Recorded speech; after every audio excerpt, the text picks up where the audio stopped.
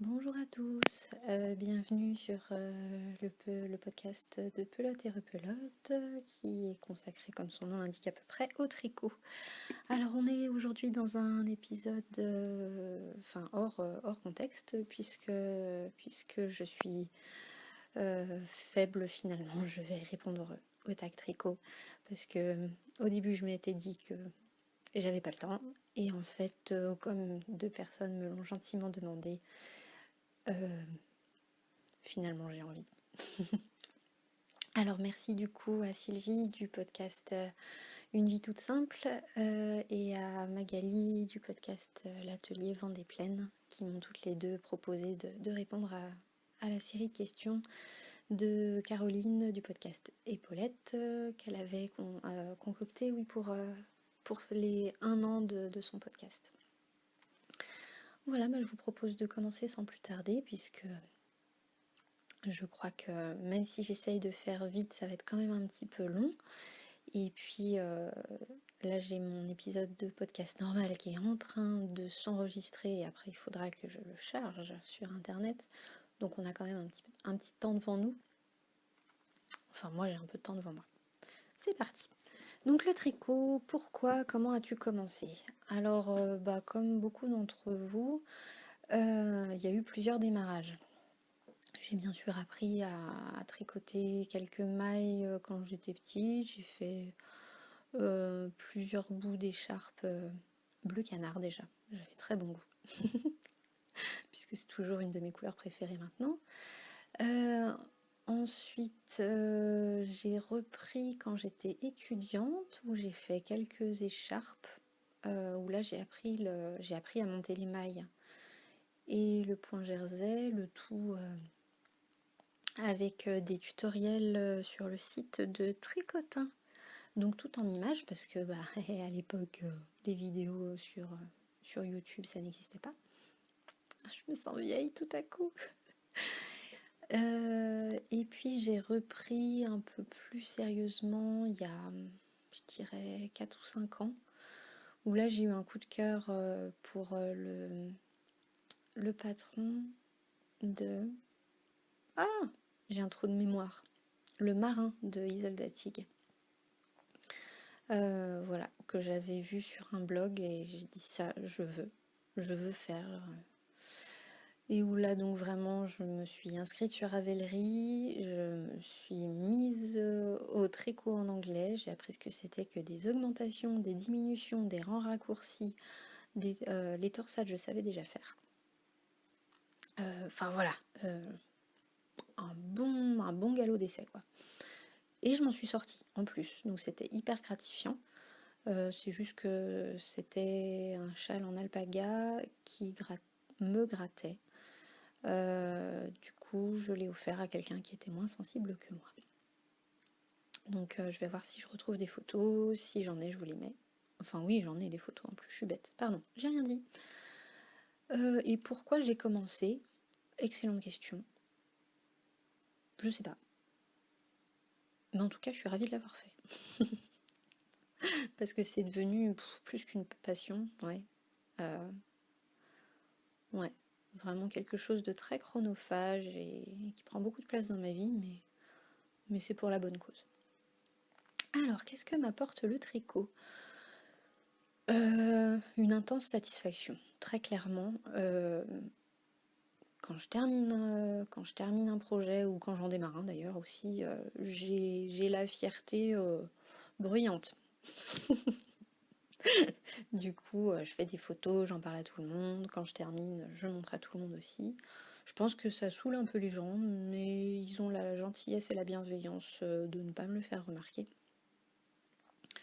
Mais très clairement, ça m'apporte aussi de la chaleur, puisque comme vous le savez peut-être déjà, enfin probablement parce que j'arrête pas de m'en plaindre, je suis extrêmement frileuse. Donc tant qu'à faire, autant fabriquer des choses qui tiennent chaud. Qu'est-ce que ça m'apporte d'autre? Moi c'est tout. Et c'est déjà pas mal.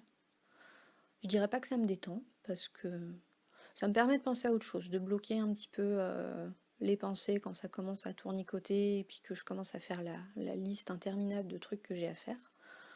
En général, quand ça commence à faire trop, il y a une soupape qui dit tricot, et hop, j'arrête tout, je prends mon ouvrage, je tricote, et je me dis bon, on verra tout ce qui me gave plus tard.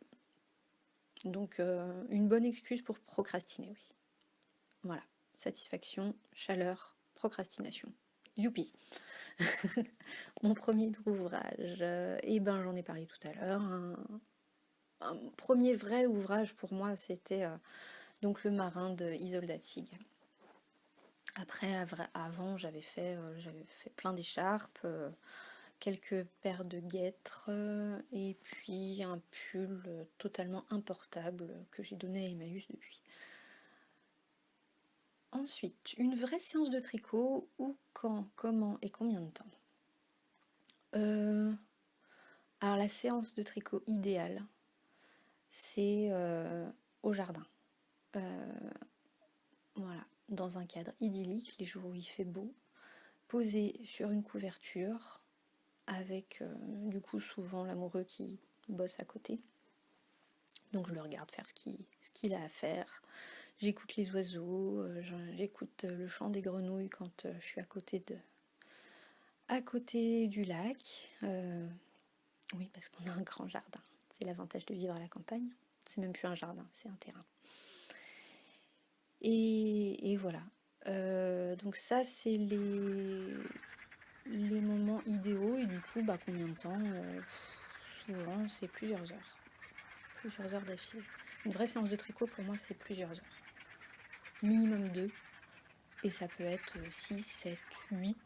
Alors après, au bout des 6, 7, 8 heures, j'ai un peu la tête... non, ça va pas être poli de dire ça. Enfin, vous voyez, je suis un peu groggy.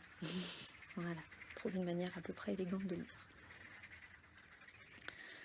Dans la vraie vie, ça se passe comment? La moindre minute de temps libre, ou que je décide libre en tout cas, est dédiée au tricot.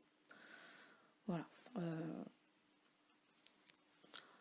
Entre deux rendez-vous, dans les salles d'attente, dès que j'attends quelqu'un, dans la voiture, de temps en temps, quand on a des rendez-vous de covoiturage, à la maison, pendant que l'amoureux fait à manger, voilà, avant de me coucher. Jamais le matin, parce que j'ai jamais le temps, j'arrive pas à me lever. Donc voilà, dans la vraie vie, je tricote, beaucoup. Un endroit dédié, atelier craft room, non.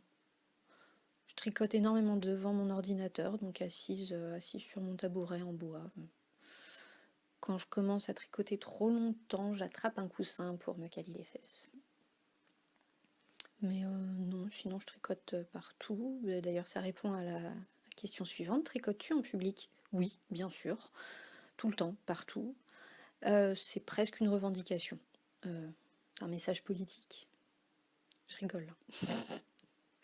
Mais oui, devant n'importe qui, récemment en réunion, où du coup les gens...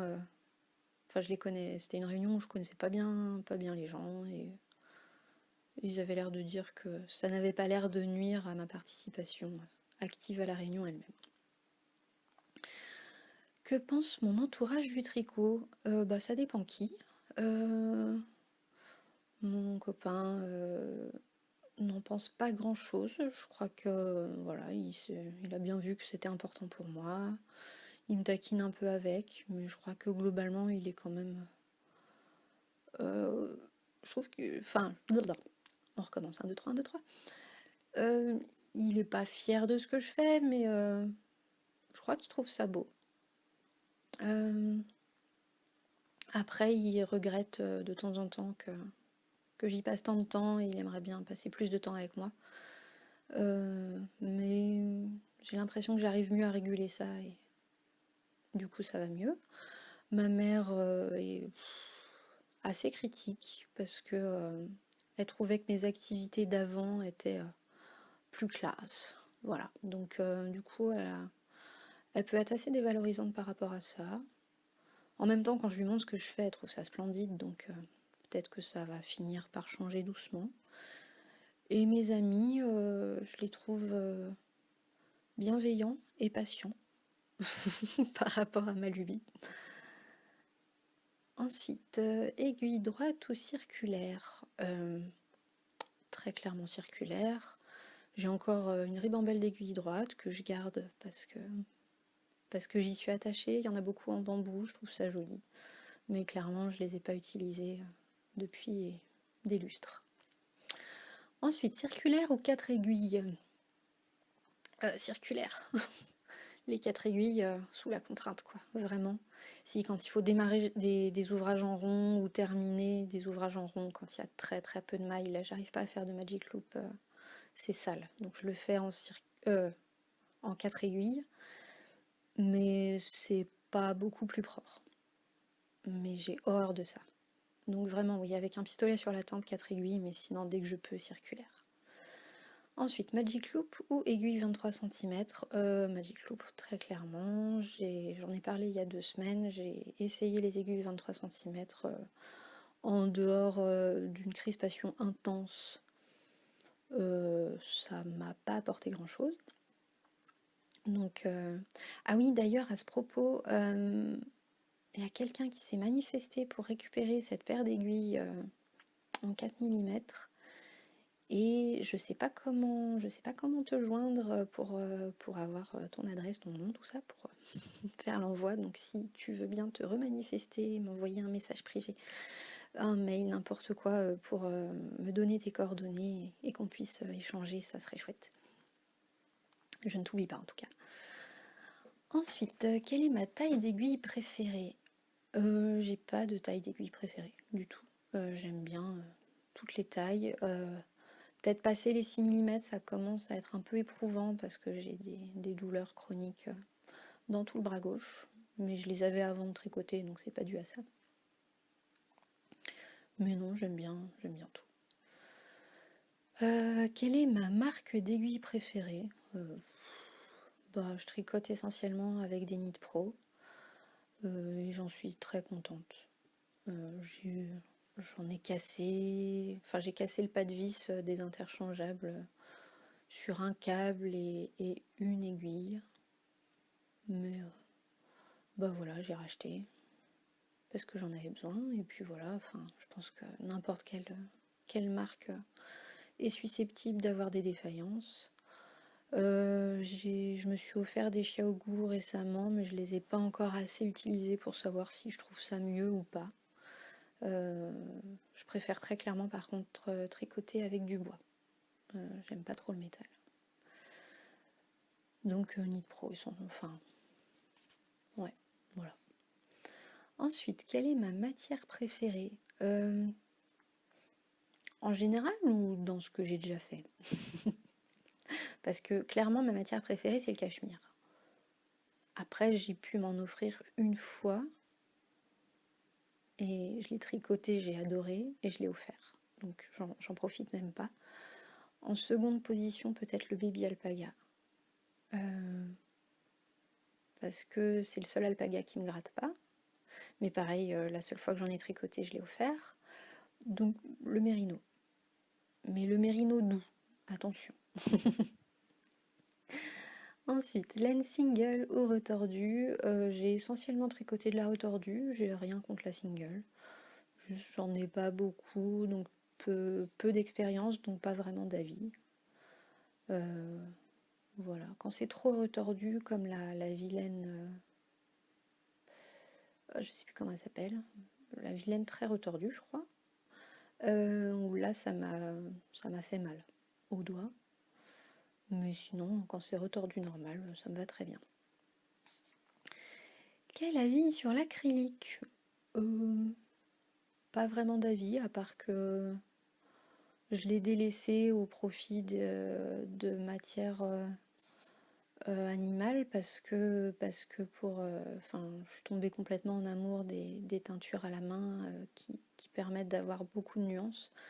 J'en ai jamais trouvé sur de l'acrylique, donc du coup, je me suis tournée vers la laine. Après, quand je tricote pour les autres, pourquoi pas. Et puis j'en ai encore des stocks pour ma Babette qui attendent. qu'un jour j'arrête de leur tourner le dos. Quelle est ma marque de laine industrielle préférée? Alors cette question, je suis pas sûre de la comprendre parce que il y a plusieurs marques. Je sais pas si elles sont considérées comme industrielles ou pas. Alors Indus de chez Indus, la Drops. J'ai essayé la Charisma et la Népal qui m'ont beaucoup plu. Les autres, je les ai pas. Enfin, j'en ai essayé d'autres qui m'ont moins convaincue, donc je vais pas les nommer. Sinon, c'est pas vraiment de l'industriel, mais en tout cas, c'est pas de la teinture à la main. Donc, dans l'entre-deux, et j'ai envie de les citer quand même, j'adore la Dererum Natura. Vraiment, ouais, j'adore. Et puis, la Malabrigo, je crois qu'elle est teinte à la main, mais je suis pas sûre. Et j'aime bien aussi. J'ai tricoté jusqu'à présent de la Sock et de la Rios, et j'ai beaucoup aimé les deux. Et donc sinon, la marque de laine teinte à la main préférée, la Féfil. C'est ce que j'ai le plus tricoté, j'adore les couleurs. Je trouve ça doux, je trouve ça chaud. Voilà. Il y en a d'autres que j'aime bien, mais s'il faut dire la préférée, c'est la Féfil. Ensuite, quels sont mes revendeurs préférés en ligne et boutique physique? En ligne, je suis volage, je commande. De temps en temps, donc pour la Drops, je la commande toujours sur des sites différents puisque je cherche à avoir exactement les couleurs et les quantités que je veux, donc je passe d'un site à l'autre. Peut-être Luce Laine et Tricot que j'ai plus utilisé ces derniers temps. Et puis sinon, les boutiques de chaque revendeur, enfin de chaque indie d'ailleurs. Donc c'est pas des revendeurs, donc ça répond pas à la question. Et boutique physique, je habite à la campagne, il n'y a pas de boutique physique proche. J'ai tendance à acheter quelque chose à chaque fois que je croise une boutique de laine. Mais quand il n'y a pas de laine intéressante, ça va être plus sur des aiguilles, des livres.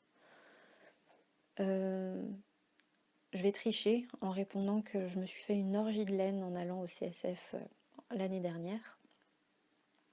Je ne sais pas si ça compte comme une boutique physique. Mais voilà, si un jour je voulais vraiment me refaire plaisir de manière... sans commander en ligne, je retournerai à un salon à Paris. Peut-être l'occasion d'ailleurs un jour d'aller, comment ça s'appelle à l'autre, celui qui est en février, l'Aiguille en fait, que je ne connais pas, et qui a l'air assez sympa. Alors, pas tout de suite non plus, parce que là j'ai une telle quantité de laine que mieux vaut pas me lâcher dans un salon. Ensuite, quelle laine as-tu envie de découvrir? En priorité, la pâte de velours. Parce que là, j'ai un stock monstrueux de fingering.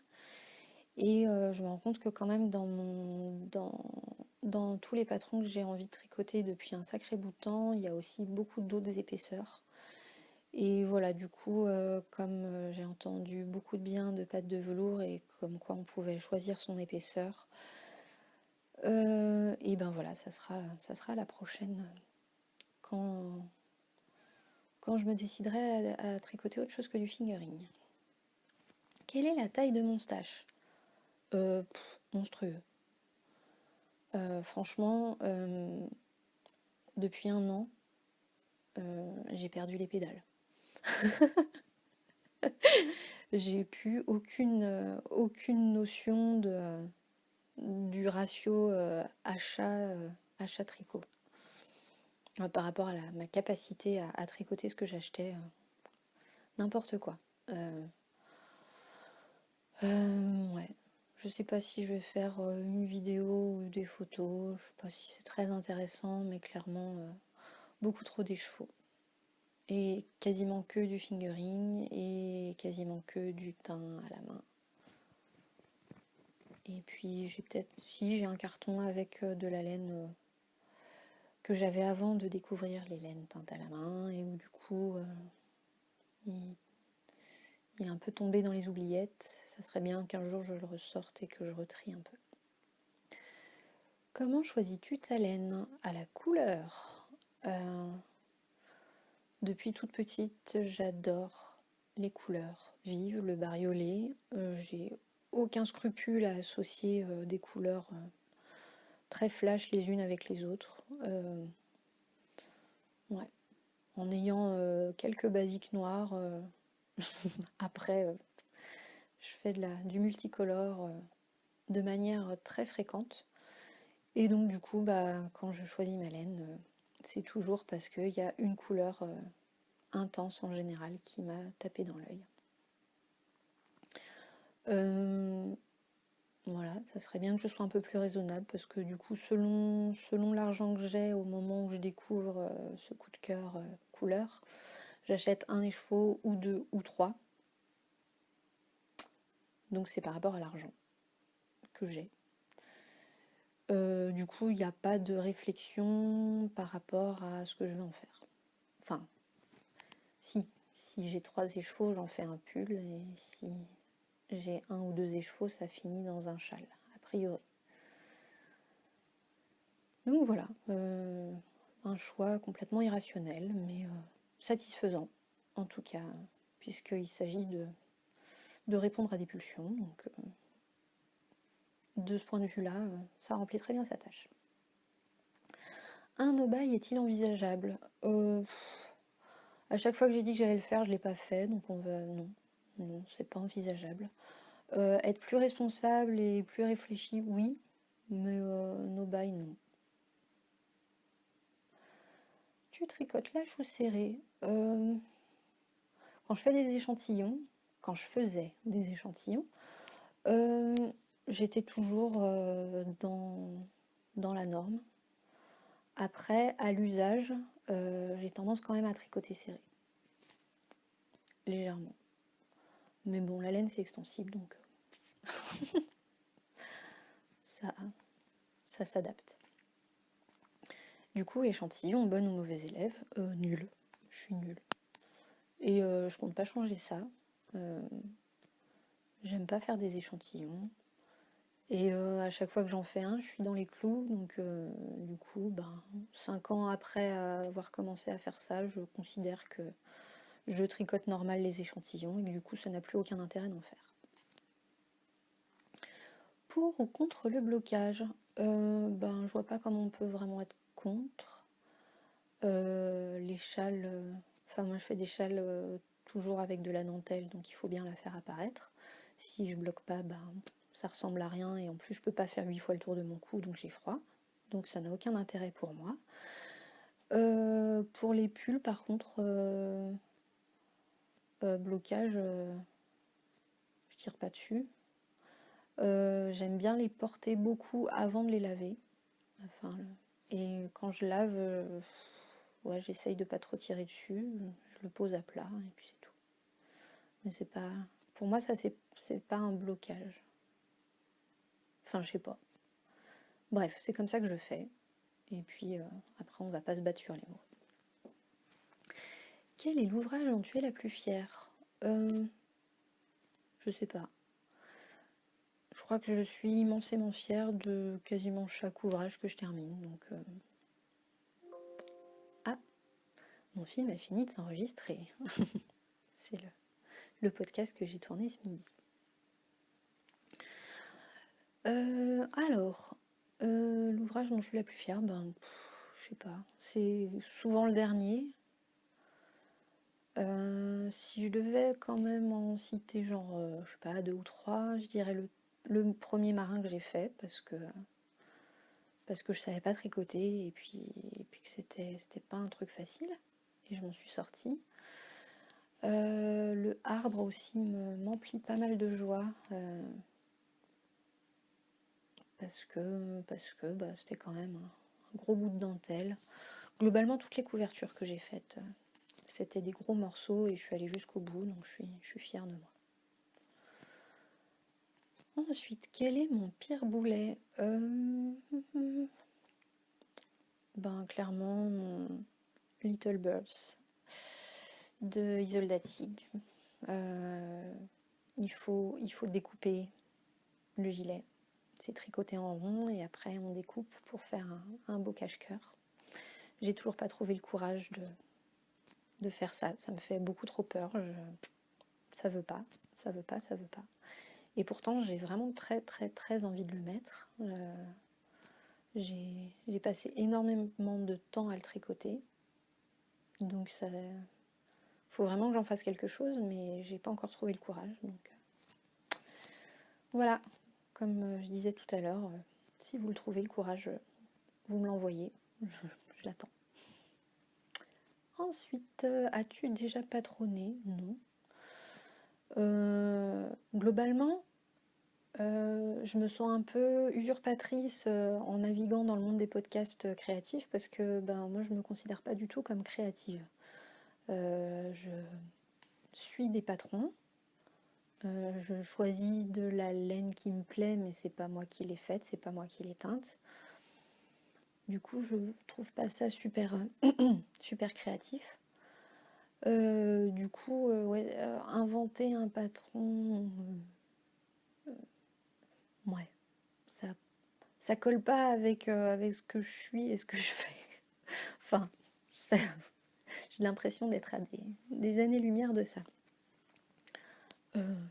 J'ai fait des guêtres et des chaussettes en mettant des motifs dessus, mais j'appelle pas ça patronner, quoi. Et ça m'attire pas. Il y a déjà beaucoup trop de choses en attente qui existent déjà et que je serais ravie de suivre. Quel est mon dernier coup de cœur pour un patron? Le Good Vibes. Voilà, je me suis réveillée la nuit il n'y a pas si longtemps pour réfléchir à ce que je pourrais prendre comme laine pour le faire. Donc voilà, il va. Je pense que je vais le démarrer dès que je vais recevoir mon écheveau.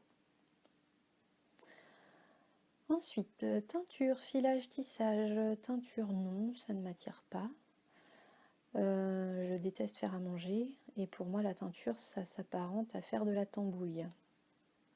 Donc fiche un bazar monstrueux dans ma cuisine et me faire disputer par l'amoureux parce que j'aurais utilisé les casseroles pour faire de la teinture, non. Ça ne m'attire pas du tout. Filage, j'en ai déjà fait, je projette d'en refaire, mais je n'aime pas ça.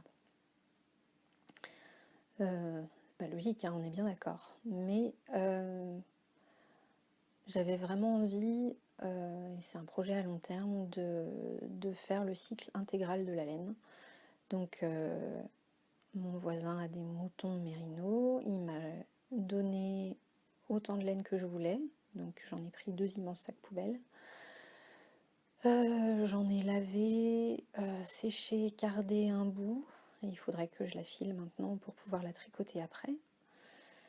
Mais j'aime pas ça.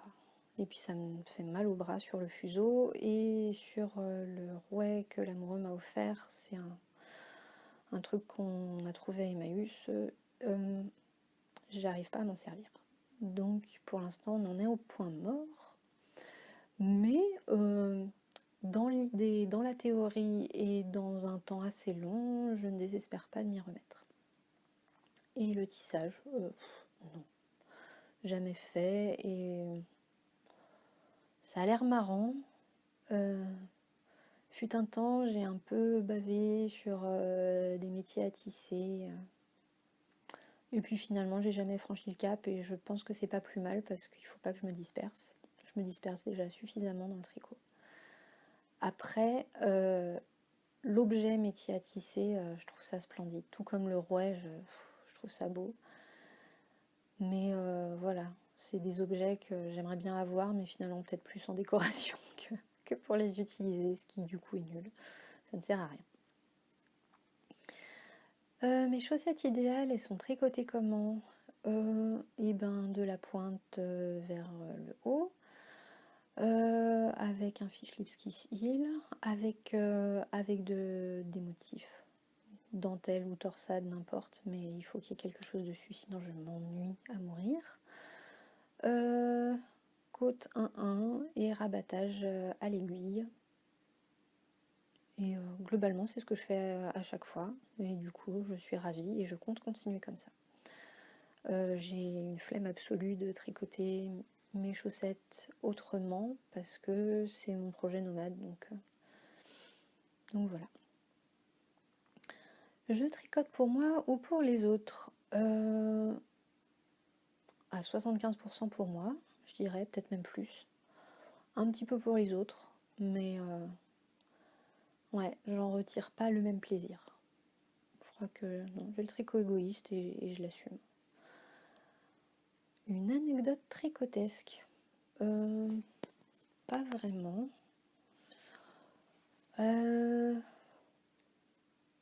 Bon, allez, si, pour la déconne et pour vous mettre la photo, parce que moi, ça m'a fait rire à faire.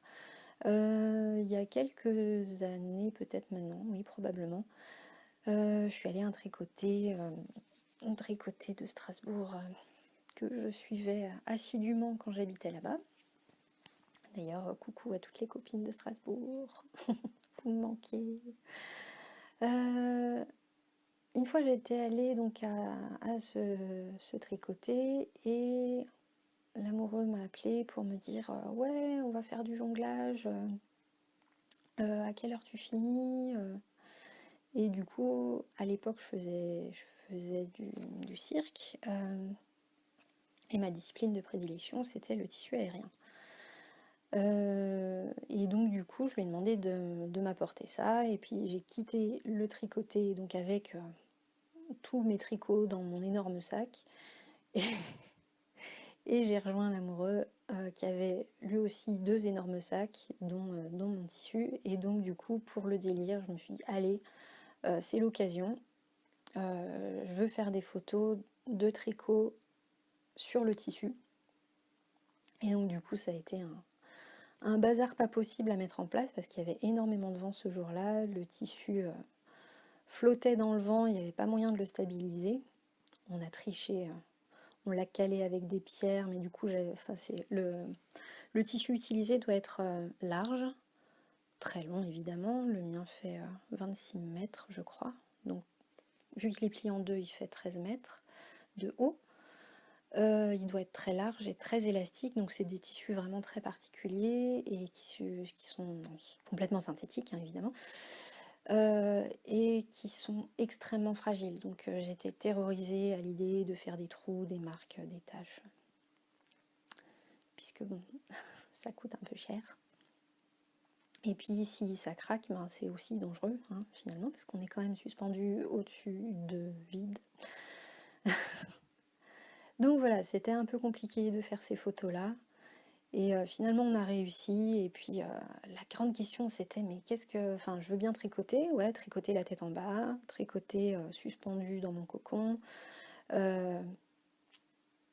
Et à chaque fois, la question, c'était, mais qu'est-ce que je fais de ma pelote? Parce que autant mon tricot, je le tiens, mes pieds et mon corps me tiennent au-dessus du vide, mais je savais pas quoi faire de ma pelote. Et donc, du coup, je l'ai calé entre mes seins, dans mon débardeur, quand j'étais à l'endroit, et posé délicatement sur mes fesses quand j'avais la tête en bas. Voilà, très classe. Moi, ça m'a fait beaucoup rire, et ça a fait rire pas mal de gens qui ont vu la photo après sur Facebook, dans mes amis. Donc voilà, je vous remets les photos aussi pour l'anecdote. Et voilà, au final, j'ai quand même tricoté plusieurs rangs la tête en bas pour faire les photos. Alors ça se voit pas trop, mais j'étais, je pense, rouge et bouffie à force d'avoir tout le sang qui m'arrivait dans la tête. Mais je sais maintenant que je peux tricoter la tête en bas sans faire d'erreur. De la dentelle.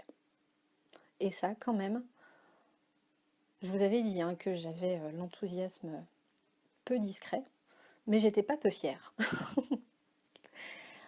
Allez, on termine avec la dernière question. Quelles sont mes autres activités créatives J'en ai pas.